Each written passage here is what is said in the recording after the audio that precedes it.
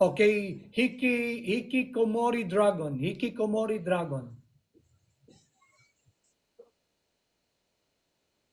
Ay, kamusta?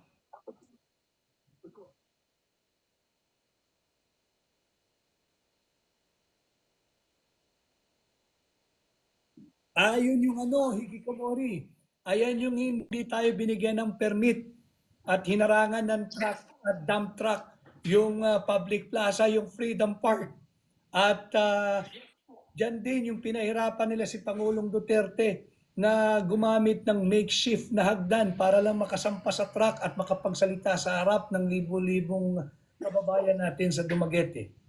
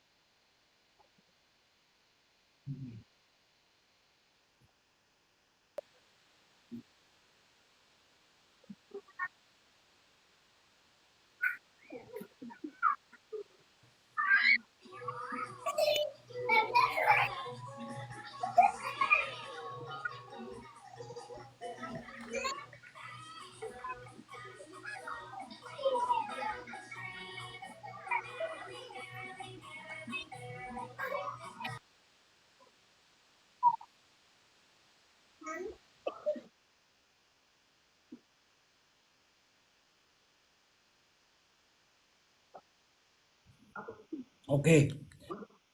Thank you, thank you. Maraming salamat. Unang-una, yung iyong appreciation sa aming ginagawa, higit pa sa sakripisyo ni Pangulong Duterte sa kabila ng kanyang edad, siya ay nakapaglingkod na ng 6 years pero patuloy niya kayong pinaglalaban. Kami naman ay kaakibat niya sa pinaglalaban ng karapatan ng Pilipino. Humihingi po kami na sana pagdating ng May 12, mag-respond naman po ang sambayan ng Pilipino. I know you're listening. I know you are responding. I know you are with us. But it should not stop there. I enjoin all Filipinos saan mang panig ng mundo. Suklian natin yung serbisyo, malasakit at pagmamahal ni Pangulong Duterte. Bumoto tayo, hikayatin natin ang ating kamag-anak, kaibigan at kakilala sa May 12. Iboto natin ang aking mga kasama sa Partido Pilipinas Duterte pa rin yung mga nasa Team Suka. Yung tanong ninyo kay Professor Ana, hindi ko nasubaybayan yung kanyang episode, if you may call it an episode. But could be the impeachment, meron pong mas malaking puwersang nasa likod nito. Uulitin ko sa aking pong pag-aanalisa, ang tingin ko rito, itong impeachment kasi natatakot sila na yung Duterte kind of leadership, yung Duterte brand of governance. Apat na grupo kasi ang takot dito.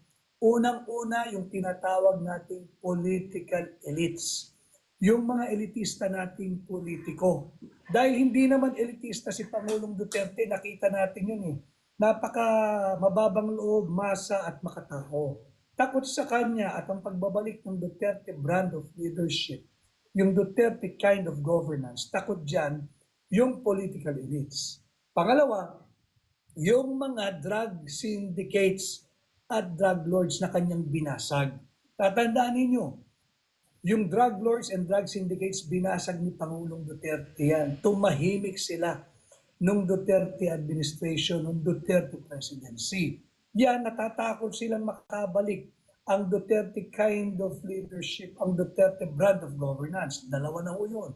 Pangatlo, posibleng malaking posibilidad yan, yung US interest o yung interest ng Estados Unidos. Subalit, paulit-ulitin ko, ang United States ay hindi dapat magpapadala sa mga sulsol ng political elites dahil hindi naman nila kalaban si Pangulong Duterte o hindi nila magiging kalaban si Vice Pangulo na nga tuloy tawag ko, si Vice President Inday Sara Duterte. Hindi nila magiging kalaban yan for as long as hindi nila sasagasaan ang interes nating mga Pilipino. Ang mga Duterte ay hindi pro-US, hindi sila pro-China. Pare-pareho kami. Kami ay pro-Filipino. Kami ay pro-Philippines. At panghuli, yung natatakot dyan ay yung mga oligarko. So ulitin ko ha, apat na grupo and these are all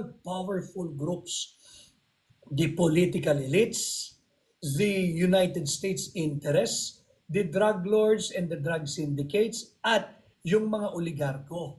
Sapagkat ayaw na nila na yung Duterte brand of leadership na parehas na patas. Kaya hindi ko man napanood at nasundan yung sinasabi mong naging pahayag o analysis ni Professor Ana, I think I'd like to follow yung kanyang direction pero with modification na apat na grupo kasi, apat na malalakas na grupo ang allergic sa Duterte brand of leadership, sa Duterte kind of governance. Maraming salamat sa iyo, mag-iingat ka.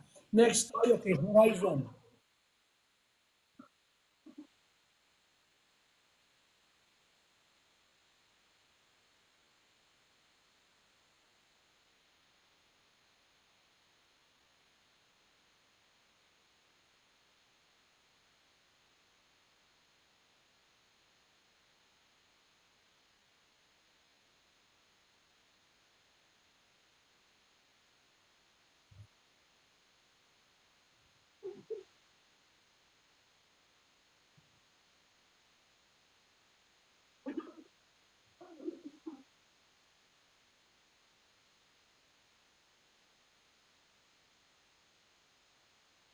Thank you.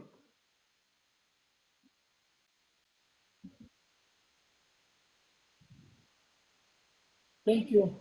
Thank you. Thank you. Maraming salamat. Thank you. Thank you. Thank you. Salamat. Thank you. Okay, Horizon. Si Horizon naman.